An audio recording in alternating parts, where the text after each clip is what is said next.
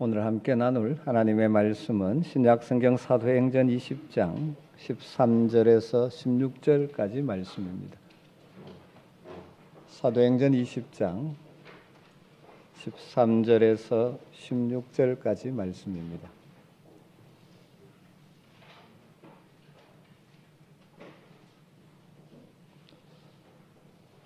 말씀을 한 절씩 교독하도록 하겠습니다. 우리는 앞서 배를 타고 아소에서 바울을 태우려고 그리로 가니 이는 바울이 걸어서 가고자 하여 그렇게 정하여 준 것이라.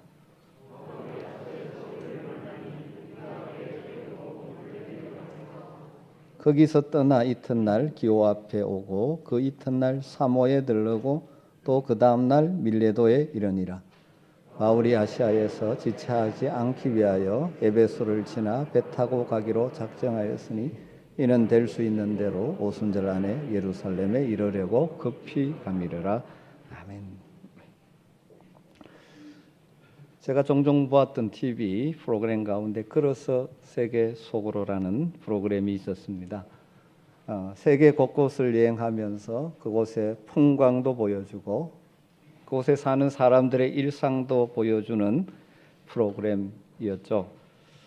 집안에 앉아서 세계 곳곳을 여행하는 것처럼 느끼게 해주기 때문에 가끔 시간이 되면 기회가 될 때 보곤 했었던 프로그램입니다. 오늘 제가 설교 제목을 걸어서 아소까지 이렇게 정해보았습니다. 바울 사도가 홀로 드로아에서 아소까지 걸어갔다 하는 오늘 본문의 짧은 내용인데 이 말씀을 묵상하면서 제목을 그렇게 정해보았습니다. 바울 사도가 왜 홀로 그 길을 걸어갔겠습니까? 보통 사람들처럼 그 길이 너무 아름다운 길이기 때문에 그 길을 걸으면서 풍광을 감상하기 위해서는 결코 아닐 것입니다. 왜 그 멀고 험한 길을 홀로 걸어갔을까? 그것을 오늘 묵상하면서 앞뒤 문맥을 보고 행간을 보면서 우리에게 주시는 도전을 찾고자 합니다. 건강한 신앙생활을 하기 위해서 두 가지의 균형이 필요하다고들 말합니다. 하나는 함께 하기, 또 하나는 홀로 서기. 건강한 신앙생활을 하려면요, 성도들과 함께 하기를 잘해야 됩니다. 나 홀로 수도원이나 기도원에서 경건의 훈련을 하는 것만으로 진짜 성숙한 신앙에 이를 수가 없습니다. 하나님은 믿음의 사람들이 함께 모여 공동체를 이루고 함께 하면서 신앙이 자라가기를 원하십니다. 우리의 신앙생활이라는 것은 우리에게 허락하신 하나님이 허락하신 삶의 현장과 가정에서 그리고 특별히 만나게 하신 교회 공동체 믿음의 가족들과 함께 하기를 통해서 성장하고 열매를 맺게 되는 것이죠. 여러분 함께 하기를 즐거워하고 잘 하셔야 합니다. 그렇지만 또 한편 동시에 홀로 서기를 잘해야 됩니다. 하나님 앞에 홀로 서기를 해야 됩니다. 아무 방해도 받지 않는 곳에서 하나님과 독대하며 하나님 앞에 앉을 수 있고, 그래서 하나님 앞에 내 마음과 형편을 아뢰고 하나님이 무엇을 원하시는지를 깊이 묵상하는 하나님 앞에 홀로 서기를 잘해야 건강한 신앙생활을 할 수가 있죠. 그래서 예수님께서 제자들에게 기도를 가르치시면서 골방 기도를 하라고 말씀하셨죠. 너희는 골방에 들어가 문을 닫고 은밀한 가운데 보시는 아버지께 기도하라고 말씀하기도 하셨습니다. 사랑하는 우리 아멘의 성도 여러분들, 하나님 앞에서 홀로 서기를 잘하실 뿐만 아니라 하나님이 허락하신 믿음의 가족들과 함께 하기를 즐겨함으로 건강하게 믿음으로 세상을 이기며 사시기를 주임으로 축원합니다. 저는 오늘 말씀에서 하나님 앞에서 홀로 서기를 하고 있는 바울 사도의 모습을 묵상해 보려고 합니다. 그리고 그것이 이 시대를 살아가는 하나님의 백성인 우리들에게 어떻게 적용하면 좋을지를 나누어 보려고 합니다. 바울이 드로아에서 7일 동안 머물렀다고 앞에 되어 있죠. 7일 동안 드로아에 머물렀습니다. 마지막 날 밤, 오늘식으로 표현하면 주일 밤에 그곳에 믿음의 형제 자매들과 함께 모여 하나님을 예배하고 말씀을 강론하는 것이 길어져서 자정이 넘는 시간까지 긴 예배를 드린 후에 그 이튿날 자신이 계획한 대로 월요일에 드로아를 떠나게 됩니다. 13절에 이렇게 그 과정을 기록해 놓고 있죠. 우리는 앞서 배를 타고 아소에서 바울을 테리우려고 그리로 가니 이는 바울이 걸어서 가고자 하여 그렇게 정하여 준 것이라. 드로아를 출발한 바울 일행의 다음 행선지는 드로아 남쪽에 있는 아소라는 곳입니다. 그런데 아소를 향하는 여정은 이전에 바울과 바울의 동력자들의 여정과는 좀 달랐습니다. 지금까지는 바울은 항상 자신의 동력자들과 함께 움직였었죠. 그런데 여정을 둘로 나누었습니다. 사도행전을 기록한 누가가 우리라고 칭했던 바울의 일행, 아마도 4절에 나오는 7명과 누가는 배를 타고 아소로 이동하게 됩니다.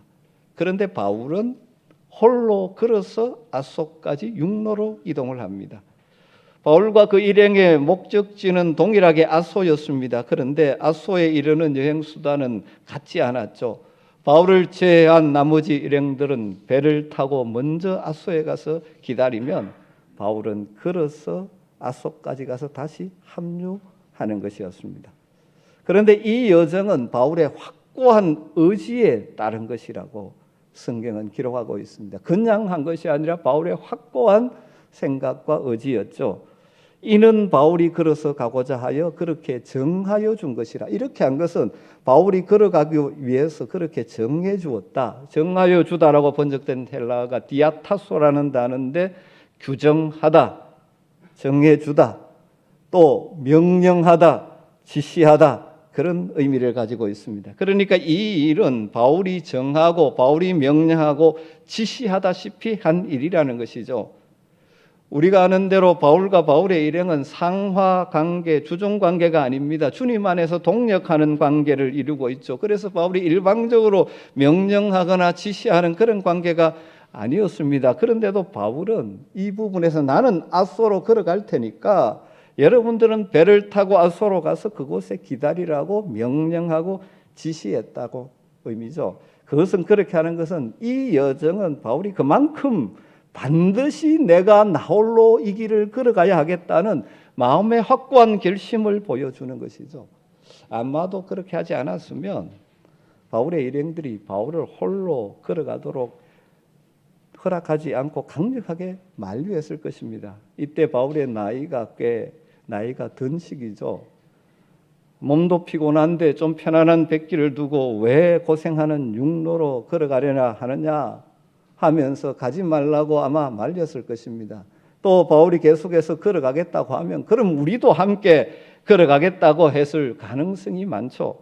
그렇지만 바울이 이토록 강력하게 나홀로 걸어가겠다는 자신의 뜻을 밝힘으로 일행들이 만류할 수 없을 정도가 된 것이죠. 그렇게 반드시 바울이 홀로 이 길을 걸어가야 하는 이유가 무엇인가 있었다 하는 것을 보여주는 것이죠. 왜 그렇게 했을까요? 드로아에서 아소까지 거리는 65km 정도 되는 거리라고 합니다. 참고로 지도를 두었는데 에베소에서 이쪽 아래쪽에 있죠. 에베소에서 3년을 사역한 바울이 이 마게도냐 저쪽 위에 빌립보, 암비볼리, 데살로니가, 베레아를 거쳐서 고린도까지 가서 석 달을 머물렀죠. 배로 가려고 하다가 유대인들이 해치려는 음모가 있다 그래서 다시 마게도냐로 올라가서 이 배를 타고 이제 특히 이 동쪽 해안으로 쭉 내려오죠. 드로아에서 7일을 머물렀습니다. 그리고 다른 일행들은 배를 타고 아소라는 항구 도시로 가고 바울은 아소까지 육로로 걸어갔다 하는 것이죠. 그리고 그 이후에는 바울이 미둘레네, 기오, 사모스에서 쫙 이렇게 예루살렘으로 여정을 옮기게 됩니다. 이 65km 빨리 걸어도 최소한 이틀 이상은 걸리는 2, 3일, 4일 걸리는 이 길, 아마도 바울은 홀로 그 길을 걸으면서 때로는 피곤하면 길 옆에 바위에 앉아 쉬기도 했을 것이고, 배가 고프면 가지고 가는 짐 속에 있던 마른 빵을 꺼내 씹어 먹으면서 그렇게 걸어갔을 것입니다. 여러분, 그렇게 그 길을 굳이 힘들게 걸어가는 무엇인가 이유가 있을 것 같지 않습니까? 성경에는 그 이유를 명시적으로 밝혀주지 않습니다.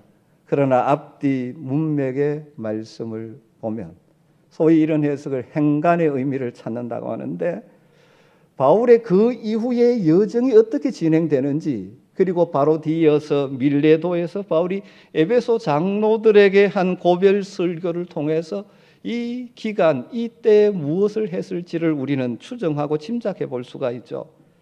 아소에 이른 이후부터 바울의 여정은 이전과 다르게 아주 급박하게 진행되어 갑니다. 14절부터 16절 한번 보십시오. 바울이 아소에서 우리를 만나니 우리가 배 태우고 미둘레네로 가서 거기서 떠나 이튿날 기오 앞에 오고 또 다음날 밀레도에 이르니라. 바울이 아시아에서 지체하지 않기 위해서 에베소를 지나 배 타고 가기로 작정하였으니 이는 될 수 있는 대로 오순절 안에 예루살렘에 이르려고 급히 갑니다. 미둘레네, 기오, 밀레도로 이어지는 여정을 보면 이전의 바울의 여정과는 조금 다릅니다. 이전 같으면 가는 곳마다 잠시 머물면서 그 도시에서 복음을 전했죠. 그런데 바울은 이제 아소 이후로부터는 급하게 여정을 진행해 갑니다. 무엇보다도 바울 자신이 가장 심려를 기울여 사역했던 그 에베소, 3년 동안 제자들을 키웠던 에베소도 건너뛰고 밀레도로 가고 있습니다. 그렇게 한 이유가 오순절에 예루살렘에 도착하기 위해서라고 말합니다. 무엇을 의미합니까? 여러분, 아소까지 걸어오면서 바울 마음속에 확고한 결심이 있었다는 것을 보여주는 것이죠. 아소까지 걸어오면서 소위 하나님 앞에서 자신을 돌아보고 하나님과 독대하는 시간을 가지면서 자신이 앞으로 갈 길과 할 일에 대한 확고한 결심을 했다는 것을 간접적으로 보여주고 있습니다. 그리고 바울이 밀레도에서 에베소 교회 장로들을 불러서 남긴 마지막 말을, 여기에서도 걸어서 아소까지 가는 과정에 어떤 일이 있었을지에 대한 단초를 발견할 수 있죠. 읽지 않았지만 22절 23절을 보면, 보라 이제 나는 성령에 매여 예루살렘으로 가는데 거기서 무슨 일을 당할는지 알지 못하느라 오직 성령이 각성해서 내게 증언하여 결박과 환난이 나를 기다린다고 하시나. 여러분, 이때까지 바울의 전도 여행에 자신의 행선지를 정할 때 어디를 가면 내게 유익할지, 어디로 가는 것이 편할지 그런 것을 따라 결정한 적이 없습니다. 성령께서 인도하심을 따라 움직였습니다. 고린도에서 3차 전도 여행을 매듭짓기 위해서 고린도를 떠나려고 할 때 바울의 계획은 배를 타고 수리아 안디옥, 자신을 파송한 안디옥 교회에 있는 그곳으로 가는 것이었습니다. 하지만 유대인들이 지중해를 횡단하는 배 안에서 자신을 죽이기로 공모했다는 소식을 듣고 걸어서 육로로 고린도에서 위로 올라 마게도냐를 거쳐서 에게해를 건너 드로아와 아소를 거쳐 밀레도에 이릅니다. 그러면서 밀레도에서 뭐라고 말합니까? 이제 나는 성령에 매여 예루살렘으로 간다. 마게도냐를 둘러오면서 목적지가 수리아 안디옥에서 예루살렘으로 바뀌었습니다. 그리고 이렇게 말하죠. 오직 성령이 각성해서 내게 증언하여 결박과 환난이 나를 기다린다 하나. 이렇게 말하는 것을 보면 바울이 고린도에서 마게도냐를 거쳐 드로아와 아소 오는 동안 성령께서 다양한 방법으로 예루살렘에서 바울을 기다리고 있는 것은 결박과 환난이라는 사실을 예고해 주었습니다.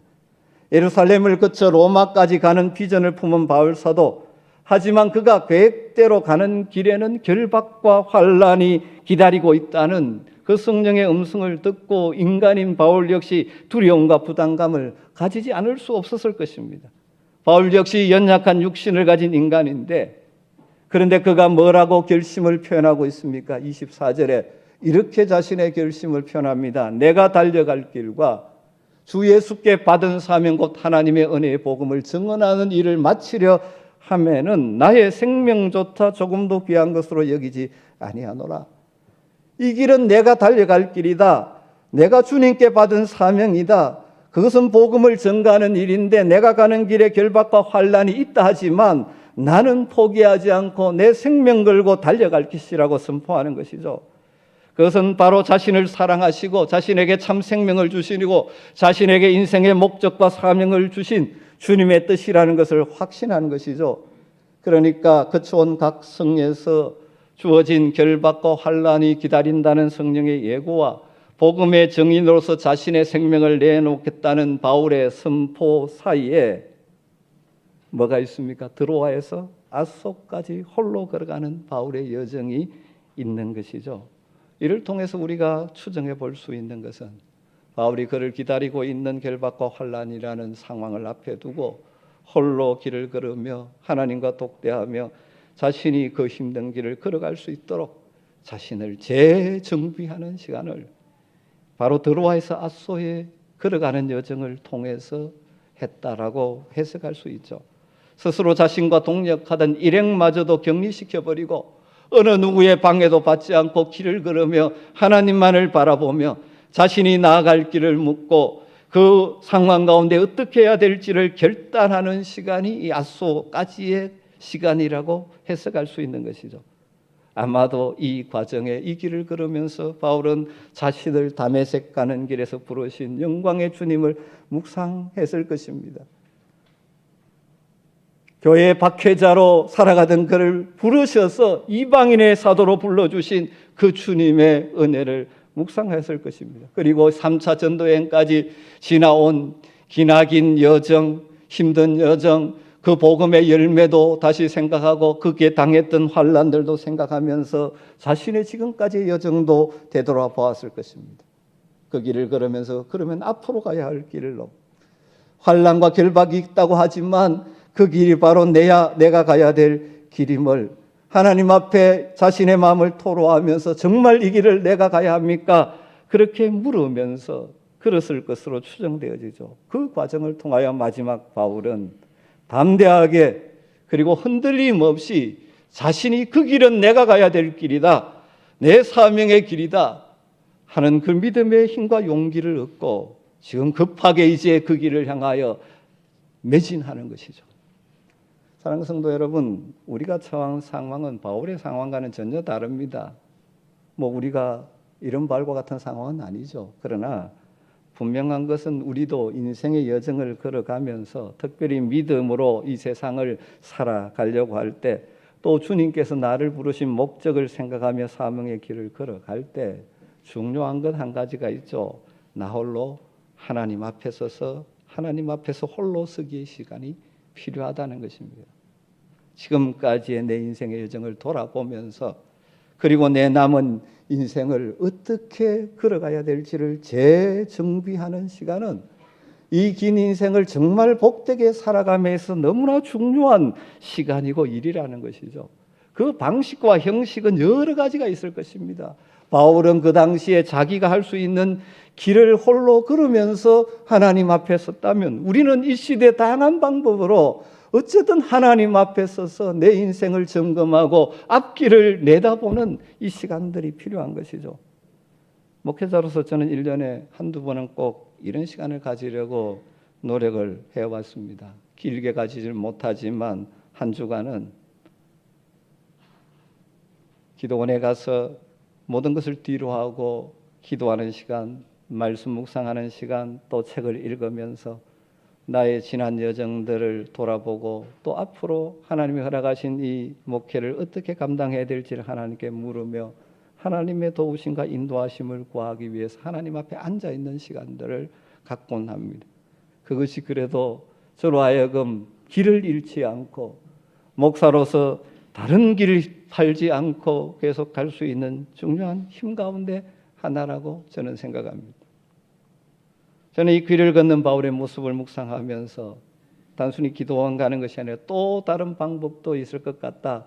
그런 생각도 해봅니다. 그러나 중요한 것은 특별한 시간을 내어서 하나님 앞에서 자신을 돌아보고 독대하는 시간을 가지는 것은 우리의 삶을 정말 유익하게 하는 시간이다 하는 사실을 생각하게 되죠.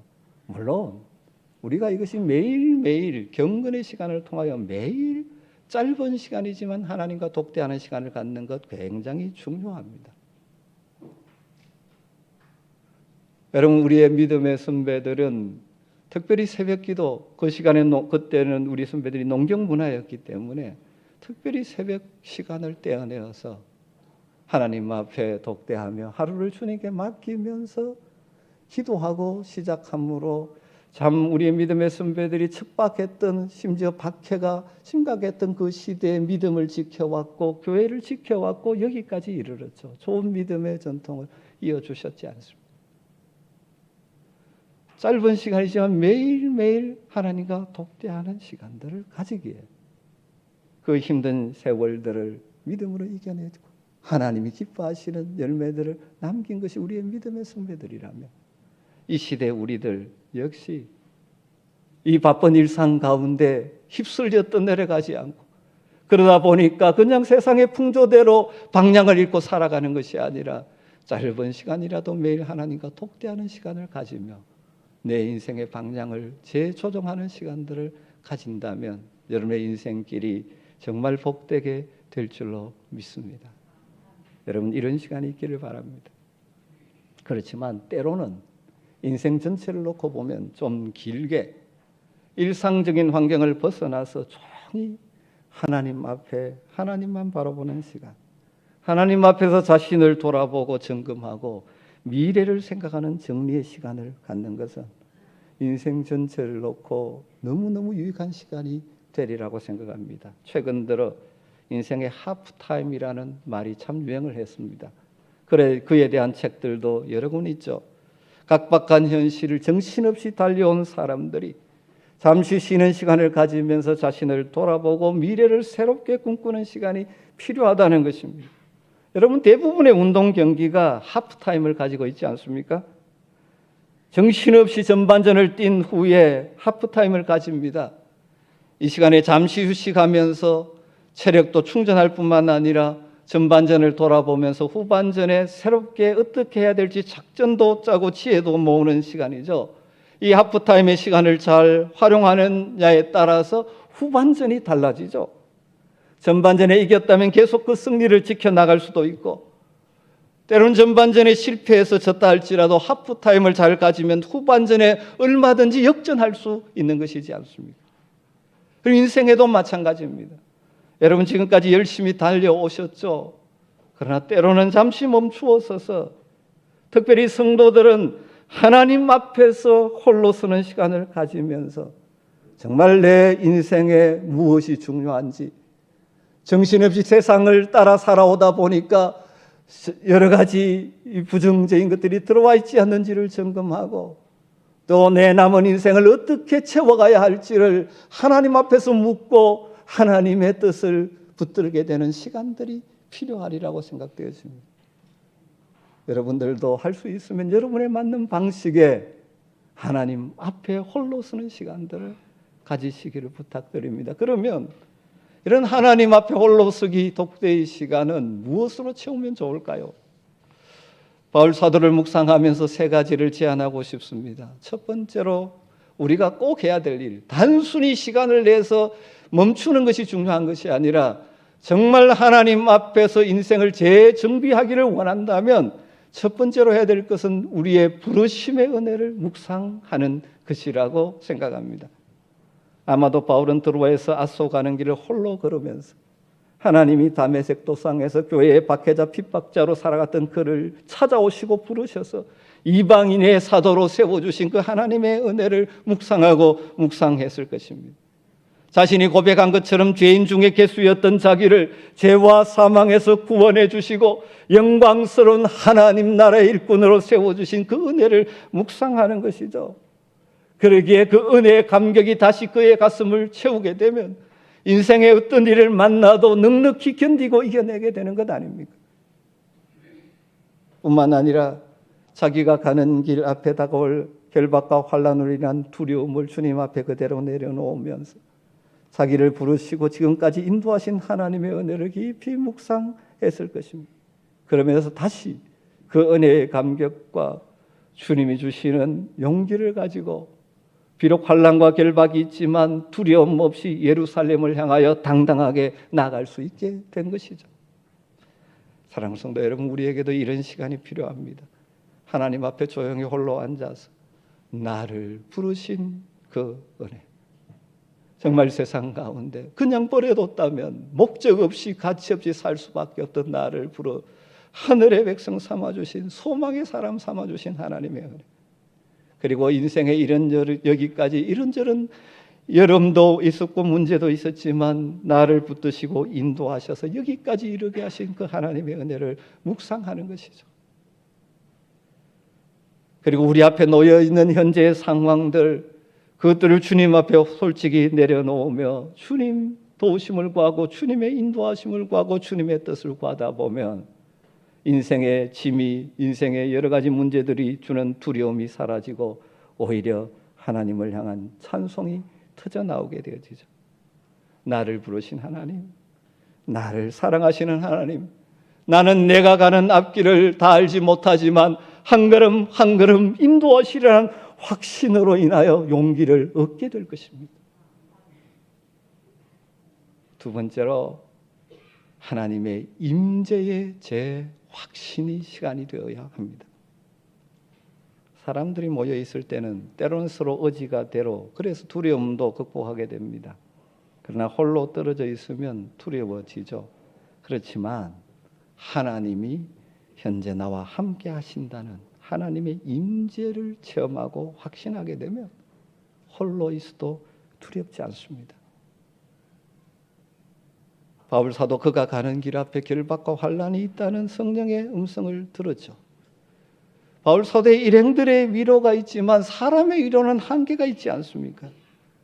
그러면서 마음이 심란했을지 모릅니다. 그러나 홀로 드로아에서 아소까지 65km의 길을 걸으면서 하나님을 바라보며 하나님과 영적 교제를 하며 하나님의 임재를 깊이 체험했을 것입니다. 아무리 길이 험해도 외로워도 여전히 나와 함께 해주시는 하나님이 함께 하신다는 그 확신이 그에게 새 용기를 불러일으키시고 그리고 오히려 하나님을 찬양하는 시편 기자들이 그랬듯이 힘든 상황 가운데 주님 앞에 홀로 섰다가 주님의 임재를 경험한 후에 찬양으로 바뀌듯이 아마 바울이 찬양하며 마지막은 그렇지 않았을까 그런 생각을 합니다. 그래서 새 힘을 얻고 용기 백배해서 비록 고난의 현실이 있다 하지만 담대하게 예루살렘으로 올라가는 것이죠. 바울의 그러한 담대한 모습 가운데 하나가 후에 사도행전 27장에서 우리는 볼 수 있습니다. 그가 예루살렘으로 갔고 예상대로 거기서 고난을 당하고 체포를 당합니다. 가이사랴에서 2년간 구번되어 있다가 제수의 신분으로 로마의 군인들의 호송을 받으며 로마로 지금 배를 타고 압송되어 가고 있죠. 그런데 그가 탄 배가 바울의 말을 듣지 않고 선주와 선장의 말을 듣고 출항했다가 겨울에 세게 부러치는 지중해 유라구라 강포를 만납니다. 배가 난파지경에 이르죠. 14일 동안 표류하게 되어집니다. 그때 선장도 선원들도 승객들도 로마 군인들도 다 죽음의 위협을 느끼며 벌벌 떨고 주저앉아 있습니다. 먹지도 못하고 앉아 있습니다. 그들 앞에 바울이 당당하게 일어서서 이렇게 외칩니다. 사도행전 27장 22절 25절 내가 너희를 권하노니 이제는 안심하라. 너희 중에 아무도 생명에는 아무런 소상이 없겠고 오직 배뿐이리라. 내가 속한 바 곧 내가 섬기는 하나님의 사자가 어젯밤에 내 곁에 서서 말하되 바울아 두려워하지 말라. 네가 가이사 앞에 서야 하겠고 또 하나님께서 너와 함께 항해하는 자를 다 내게 주셨다 하였으니 그러므로 여러분이여 안심하라. 나는 내게 말씀하신 그대로 되리라고 하나님을 믿노라. 하나님의 임재를 확신한 바울이기에 그 광풍의 와중 속에도 이렇게 담대할 수 있는 것입니다.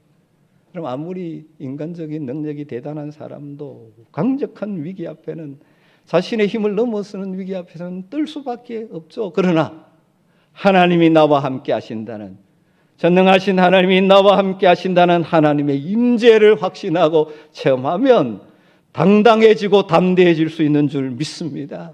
우리 하나님의 자녀들이 이 세상을 살아가면서 누리게 되는 얻게 되는 복 중의 복이 바로 하나님의 임재의 확신인 것입니다.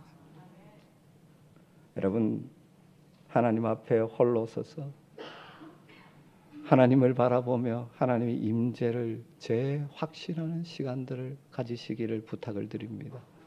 하나님이 임재하시고 하나님이 지금도 나와 함께 하신다는 확신과 체험이 있는 자들은 내가 처한 상황이 어떠하든지 두려움을 뛰어넘어 내가 가야 할 길을 걸어갈 수 있는 것입니다.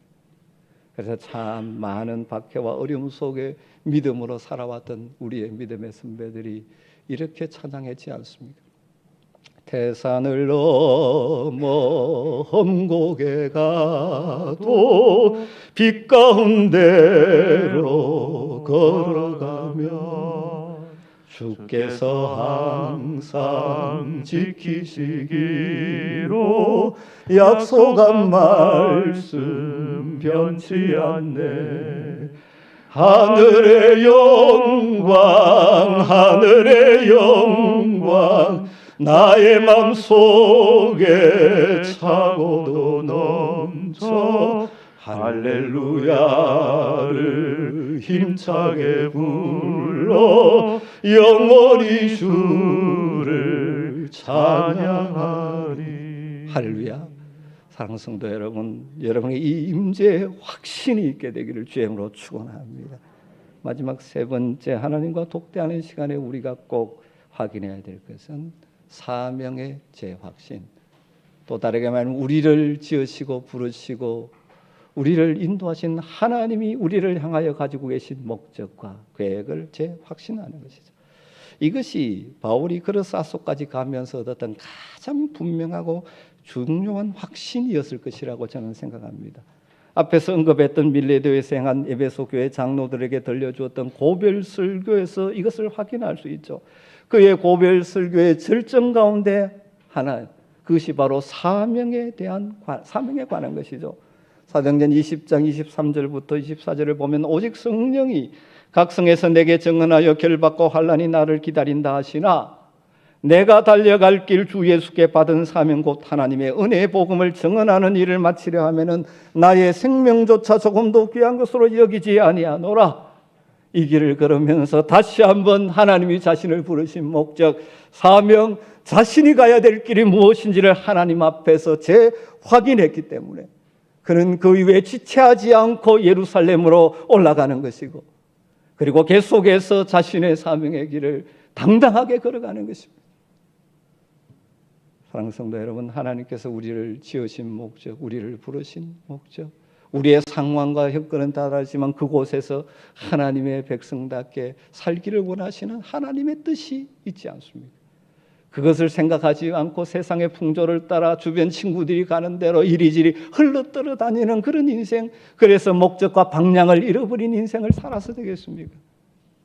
하나님이 나를 부르신 목적을 기억하며 그 길이 때로는 힘든 길이라도 함께 하시는 주님 의지하며 당당하게 걸어간다면, 그렇게 우리의 남은 여생을 채워간다면 우리의 걸어가는 길에 선한 열매를 남기게 될 것이고 우리 하나님 우리의 인생을 축복하실 뿐만 아니라 기뻐 받아주실 줄 믿습니다.